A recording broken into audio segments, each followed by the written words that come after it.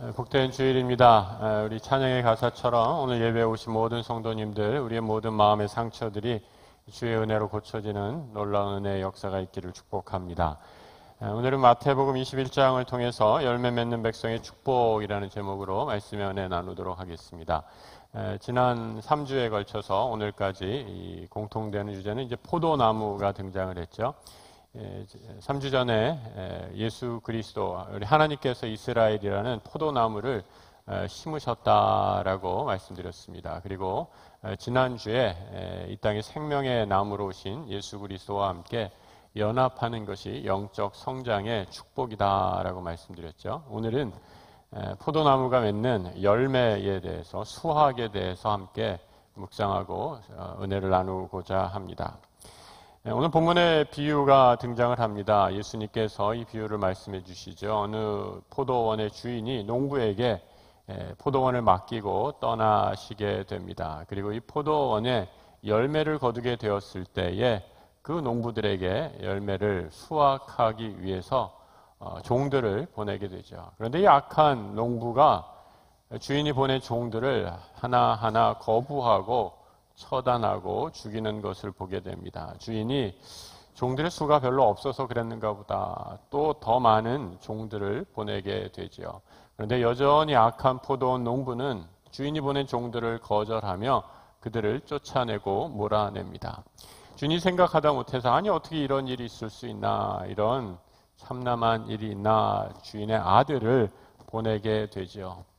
내 아들은 나와 같이 선대할 것이다 라고 생각하며 아들을 포도원에 보내게 됩니다. 그런데 악한 농부는 이 주인이 보낸 아들마저도 이 주인의 아들을 죽이면 상속자를 없애는 것이니 이 포도원은 우리 차지가 되겠거니 라고 생각하며 아들을 죽이게 됩니다. 오늘 본문 38절 이하에서 이렇게 나오고 있죠. 농부들이 그 아들을 보고 서로 말하되 이는 상속자니 자 죽이고 그의 유산을 차지하자 하고 이에 잡아 포도원 밖에 내쫓아 죽였느니라. 오늘 예수님이 말씀하신 짧은 이 비유는 이스라엘 구약의 전체 역사, 아니 성경의 역사를 아주 잘 비유적으로 설명해 주고 있습니다. 하나님께서 포도원인 이스라엘을 심으셨지만 포도원에 그 열매를 맺어야 할 백성들은 하나님을 떠나 하나님의 길에서 벗어나죠. 하나님께서 수많은 선지자들을 보내십니다. 다시 돌아오라, 회개하라, 생명의 길로 돌아오라 거듭거듭 촉구하시지만 이스라엘은 생명의 말씀을 듣지 않고 자신의 욕심을 따라 마음대로 죄악의 길을 걸어가지요. 하나님께서 마지막으로 택하신 방법, 하나님의 아들, 당신의 아들 독생자 예수 그리스도를 이 땅에 보내신 것입니다. 그런데 어떻게 합니까? 하나님께서 보내신 이 아들마저도 포도원 밖에 죽였다라는 거죠. 여러분, 포도원 밖에 죽였다라는 것, 예수님이 골고다에서 죽으신 십자가의 수치스러운 죽음을 상징적으로 말해주고 있습니다. 여러분, 시체를 포도원 밖에다 버렸다라는 것, 시신을 그냥 유기했다라는 거죠. 무덤에 제대로 안치하지 않고 시신을 버린 것, 유대 문화에서 아주 치욕스럽고 수치스러운 것입니다.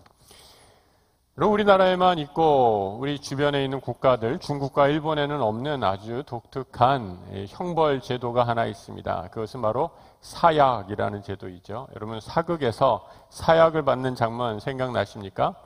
그 사약을 내릴 때 그 사자가 여러분 죽을 사자가 아니라 사실은 하사할 사자를 씁니다. 임금이 신하에게 내리는 사약이다라는 거죠. 그래서 그거를 마시면은 죽게 되는 겁니다. 왜 이런 제도가 발달했는가? 여러분, 이 사실 우리나라 중국으로부터 유교를 받은 나라 아닙니까? 그런데 우리나라에 뭐가 들어오면 그 본산지보다 더 발전하는 것 같아요. 우리나라 성리학이 중국보다 더 발전하지 않습니까? 유교의 이 사상 중에 하나가 신체 발부, 수지, 부모, 그다음에 불감, 회상 이런 말이 있죠. 우리 모든 육신, 머리털 하나도 부모로부터 물려받은 것이기에 함부로 훼손하면 안 된다라는 겁니다. 그래서 이 유교 사상에 입각해서 임금은, 특별히 임금의 후손들, 왕족이나 사대부를 처형할 때 이 몸은 상하지 않아야겠다라는 마음으로 사약을 특별히 내린 것이죠. 그래서 그 사약을 먹고 처단했던 것입니다. 이 효수, 목을 자르든지 참수, 목을 이런 그 시신을 몸을 상하지 않는 사형의 그 형벌의 제도를 만든 것이 바로 사약의 제도이다라는 겁니다. 여러분, 그런 면에서 보면 우리 주님은 얼마나 많은 몸을 상하십니까? 수치스러운 죽음이죠. 창에 찔리시고 몸의 모든 피를 흘리시고 살을 다치시면서 우리를 위해, 인류를 위해 십자가의 죽음, 부끄러운 죽음을 당하신 것이죠. 악한 포도원 농부들의 착각이 하나 있었습니다. 주인이 오랫동안 떠나 있었기에 아들만 죽이면 이 포도원은 내 차지가 될 것이다 라고 생각했던 것이죠. 하지만 포도원 주인은 분명히 돌아오고 이 악한 농부들을 심판하실 것을 말씀해 주고 있습니다. 41절에 이렇게 말하고 있죠. 그들이 말하되 그 악한 자들을 진멸하고 포도는 제때에 열매를 바칠 만한 다른 농부들에게 새로 줄지니이다. 여러분, 여기서 그들이다라는 건 예수님의 제자들을 의미합니다. 너희들 생각에 이 악한 농부들은 어떻게 했으면 좋겠느냐라고 이렇게 물었을 때 제자들, 그들이 말하기를 그 악한 농부들은 진멸해서, 여러분, 약한 농부들 위해 또 다른 농부들이 있었다라는 거죠. 성실하게 자신의 일들을 감당하고 열매를 수확하는 이런 선한 농부에게 주셔야 합니다라고 제자들이 말하고 있는 거죠. 본문의 43절은 이렇게 말씀하고 있습니다. 같이 한번 읽어볼까요? 그러므로 내가 너희에게 이르노니 하나님의 나라를 너희는 빼앗기고 그 나라의 열매 맺는 백성이 받으리라. 여기서 말하는 주인의 심판의 대상, 좁게는 유대교의 지도자들, 바리새인들, 종교적인 위선에 사로잡힌 사람들입니다. 하지만 좀 더 넓게 해석한다면 본문에서 심판을 받을 사람, 하나님의 아들 이 땅에 예수 그리스도가 이 땅에 오셨지만 그 생명을 거절하고 마치 이 세상이 전부인 것처럼 살아가는 사람들에게 심판이 임할 것임을 성경은 우리에게 분명히 가르쳐 주고 있습니다. 하나님 나라의 열매를 맺지 못하는 사람은 하나님 나라를 빼앗기게 될 것이고, 이 하나님 나라는 더 많은 열매를 맺는 백성에게 선물로 주시겠다라고 말씀하고 있는 거죠. 여러분, 이 자리에 오셔서 어떤 마음으로 나오셨습니까? 예배를 드리는 우리의 마음은 어떠십니까? 여러분은 어떤 열매를 맺기 원하십니까? 여러분, 우리의 영적인 열매는 철저하게 개인의 몫입니다. 성도는 거룩한 삶을 살기 위한 의무가 있습니다. 하나님 앞에서 설 때 하나님은 우리에게 물으실 것입니다. 너는 어떠한 열매를 맺다가 내 앞에 섰느냐라고 물으실 것입니다. 신자의 삶은 그래서 거룩함이 드러나지 않으면 나의 책임이다라고 얘기할 수 있죠. 여러분, 우리의 구원만으로 끝나는 것이 아니라 구원받았다면 반드시 구원에 합당한 열매를 맺어야 한다라는 거죠. 그 구원의 열매야말로 내가 구원받았다는 온전한 증거가 된다라는 말씀입니다. 구원받은 백성으로 하나님이 기뻐하시는 영적 열매를 얻기 위해 우리가 어떻게 해야 할까요? 첫 번째로 열매 맺기 위해 경건의 훈련에 힘써야 합니다. 여러분, 가지에 맺힌 열매 다 다르고 모양도 다르고 열매의 질도 다른 것을 보게 되지요. 어떤 열매는 실하고 풍성한 포도 열매가 있는가 하면 어떤 열매는 당도도 떨어지고 볼품이 없는 그런 열매도 있습니다. 마찬가지로 영적 열매 또한 사람마다 그 정도가 다 다른 것을 보게 됩니다. 같은 시간, 같은 신앙생활을 했다라고 할지라도 어떤 분들은 같은 시간에 놀라운 믿음의 진보를 이루는가 하면 어떤 분들은 수십 년이 지나가도 여전히 쳇바퀴 돌듯이 제자리에 신앙이 머물러 있는 그런 분들도 보게 됩니다. 왜 이런 일이 생기게 된 걸까? 성경에 하나님의 거룩한 부름을 받았지만 이 부름을 끝까지 믿음의 길을 걷지 못해 중도 포기하고 하차한 사람들, 그 사람들이 얼마나 많은지 모릅니다. 우리가 다 연약하기 때문이죠. 중간에 시험 들고 실족하고 잠시 쓰러졌을 때 다시 일어나 생명의 길, 믿음의 길로 돌아와야 하는데, 회개하여야 하는데 그 회개의 순간을 놓쳐버려서 영영 주저앉은 사람들이죠. 바울이 서신서에서 그의 영적인 아들 디모데에게 쓴 편지가 나온 것이 바로 디모데 전서와 후서이죠. 바울은 디모데에게 권면하면서 너는 이 시험, 믿음의 길을 걸어가다가 시험에 빠진 사람들을 다시 일으켜 세우는 그런 교사의 역할을 당부하는 것을 보게 됩니다. 디모데전서 1장 3절의 말씀 이렇게 되어 있습니다. 같이 한번 읽어볼까요? 내가 마게도니아로 갈 때에 너를 권하여 에베소에 머물라 한 것은 어떤 사람들을 명하여 다른 교훈을 가르치지 말라. 바울이 마게도니아로 갈 때 디모데는 에베소에 남겨두었죠. 그리고 부탁을 합니다. 이곳에 보니 수많은 사람들이 다른 가르침의 영향을 받고 있는 사람들이 참 많이 있구나. 디모데야, 너는 여기에 남아서 다른 가르침, 이상한 가르침을 영향을 받은 사람, 그 잘못 배운 사람들에게 다시 제대로 가르치며 복음을 바로 깨우쳐라라고 사명을 주는 것을 보게 되죠. 여러분, 다른 가르침이 무엇일까? 다른 교훈 무엇일까? 다른 교훈이라는 것, 내 생각, 내 욕심, 내 마음대로 만들어낸 가르침을 의미하죠. 자기 욕심에 따라 복음을 변질시킨 사람들의 가르침입니다. 그래서 여러분, 잘 가르치는 스승이 중요하죠. 그리고 잘 가르치는 스승 밑에서 잘 배우는 것이 얼마나 중요한지 모릅니다. 잘 가르치고 잘 배워야 영적으로 건강해지고 성도가 바로 서게 되는 거죠. 그런데 바울의 많은 제자들 가운데 이 다른 교훈에 빠져서 잘못된 길로 가는 사람들이 있었다라는 겁니다. 디모데후서 4장 10절에 보면 그 이름들이 등장을 하죠. 데마는 이 세상을 사랑하여 나를 버리고 데살로니가로 갔다라고 얘기합니다. 이어서 세상으로 쫓아간 다른 제자들의 이름들이 등장하고 있습니다. 대체 우리 주님보다 더 사랑한 그 세상의 대상이 무엇인지 성경은 더 이상 말해주고 있지 않습니다. 하지만 그때 그 옛날 바울의 제자들이 예수를 버리고 세상을 쫓아간 그 세상, 오늘날 우리가 살고 있는 이 세상과 그리 크게 다르지 않지요. 요한일서 2장을 보면 이 세상의 본질이 무엇인지 우리에게 아주 잘 가르쳐 주고 있습니다. 같이 한번 읽어보겠습니다. 이는 세상에 있는 모든 것이 육신의 정욕과 안목의 정욕과 이생의 자랑이니 다 아버지께로 온 것이 아니요 세상으로부터 온 것이라. 제자로 부름을 받았습니다. 하지만 이 믿음의 길을 가다가 육신의 정욕, 안목의 정욕, 이생의 자랑에 취해 그 유혹에 빠져서 부르심을 거절하고 다시 세상으로 돌아가는 안타까운 일이 벌어지게 된 거죠. 영국의 유명한 청교도인 존 버년이 쓴 철로 역정이라는 책에서 우리 성도가 믿음의 길을 간다가 만나게 되는 많은 유혹자들을 소개하고 있습니다. 그 중에 하나가 바로 그 이름이 아주 재밌어요. 어떻게 되느냐, 그 이름 Mr. Hold the World 이렇게 돼요. Mr. Hold the World.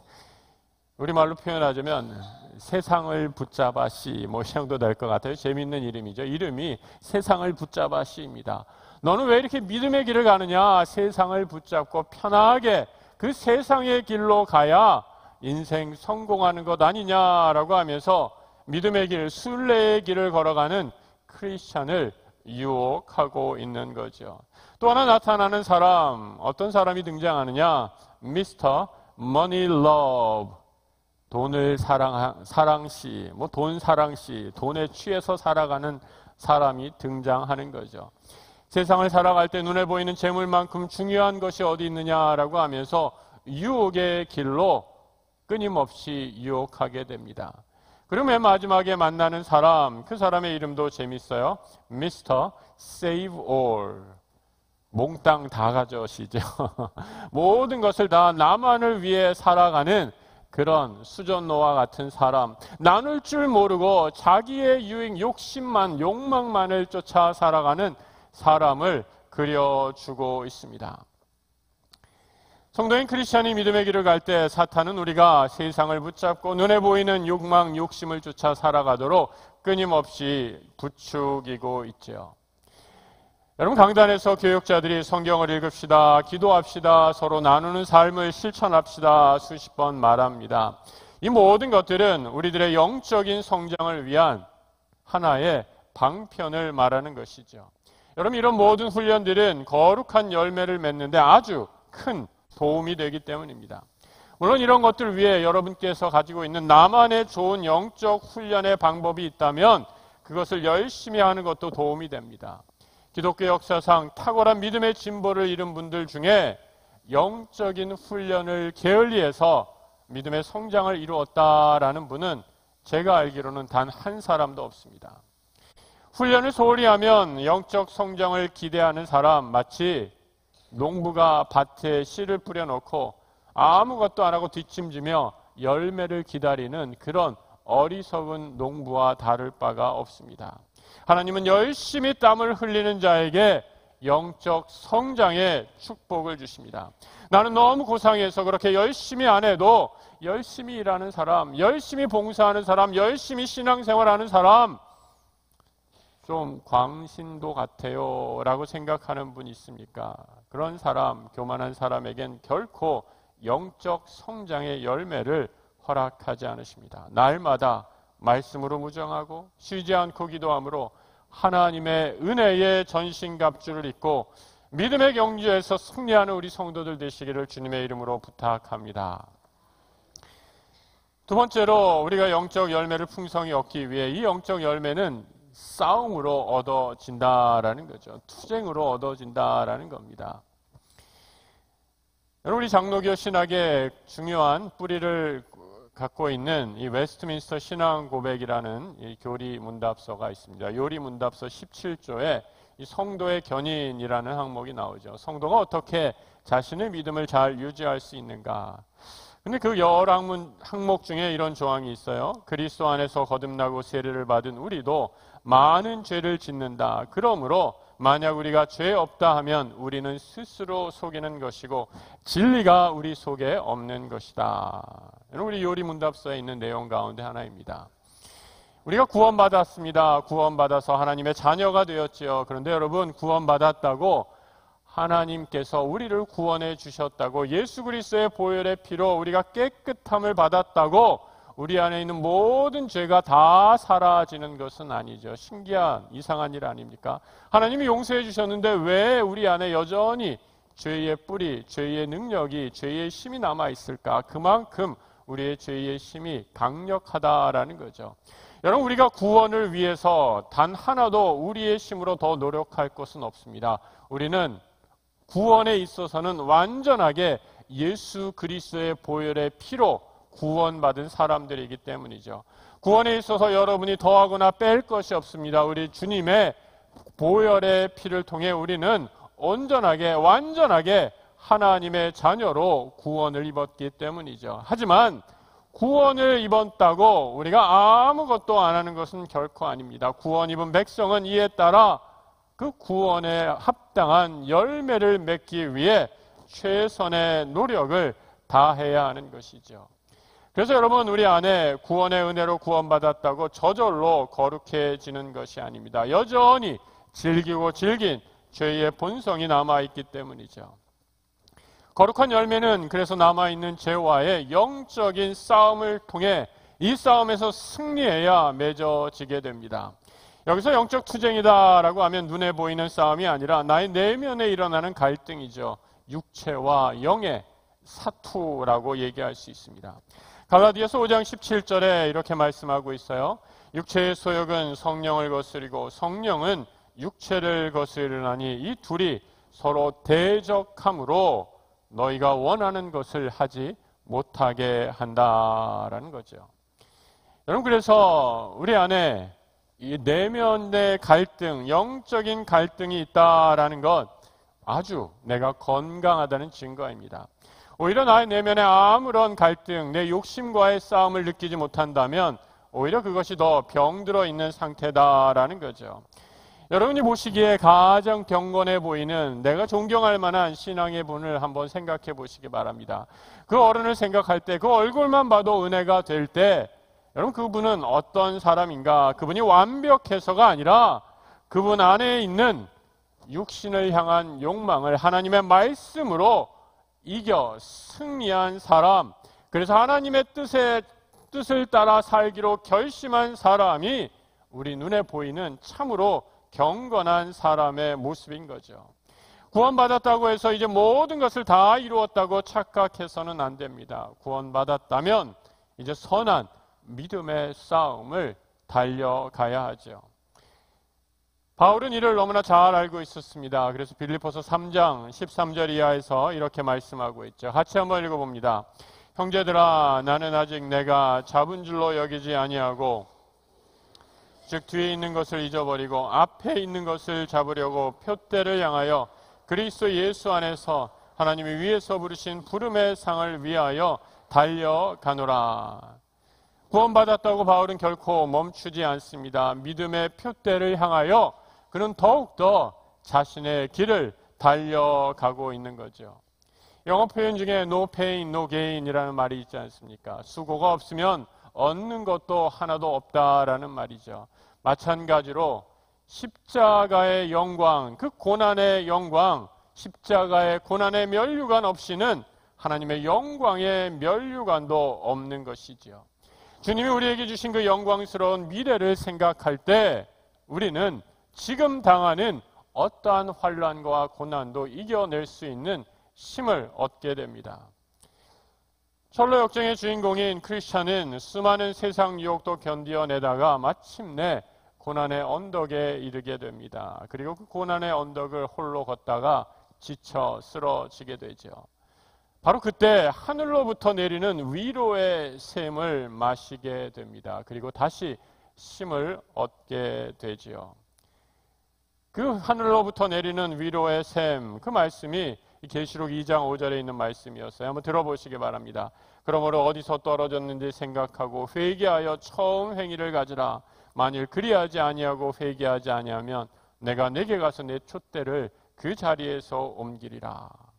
처음 사랑의 그 뜨거웠던 열매를 잊어버렸기에, 그 열정을 잊어버렸기에 크리스찬은 바로 그 자리에서 회개하며 다시 믿음의 길을 걸어가는 것입니다. 그 깨달음의 말씀에 힘을 얻어서 크리스찬은 이제 일어나 이렇게 노래합니다.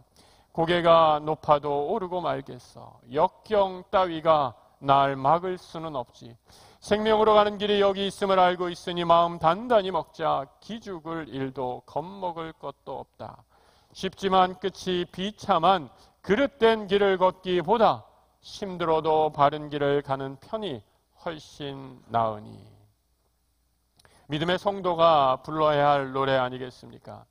순례자는 하나님의 말씀을 받아 새 힘을 얻고 은혜를 체험하지요. 하늘의 위로를 경험하며 그의 삶의 모든 환난과 고통을 믿음으로 견디어내게 됩니다.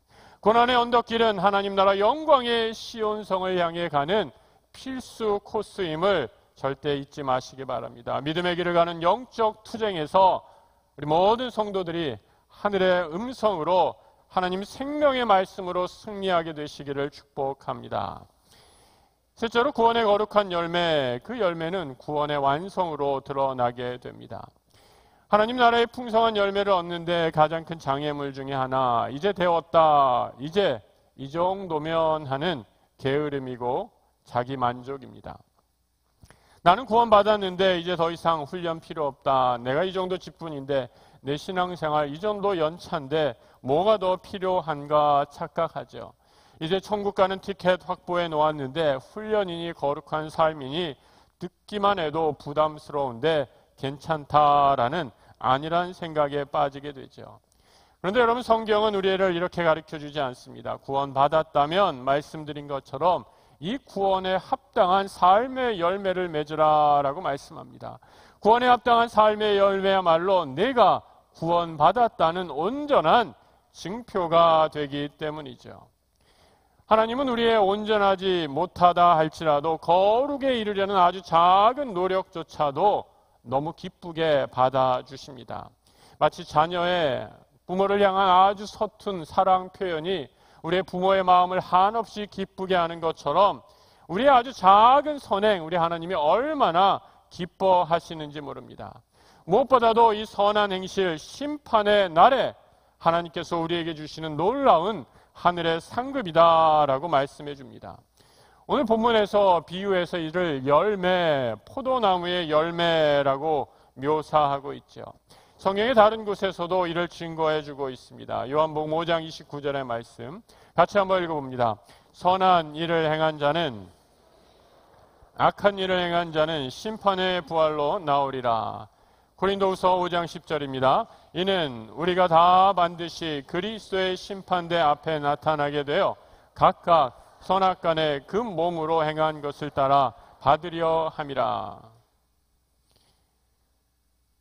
19세기 유명한 영국의 청교도였던 J.C. 라일이라는 청교도 목사님은 이렇게까지 표현을 했습니다.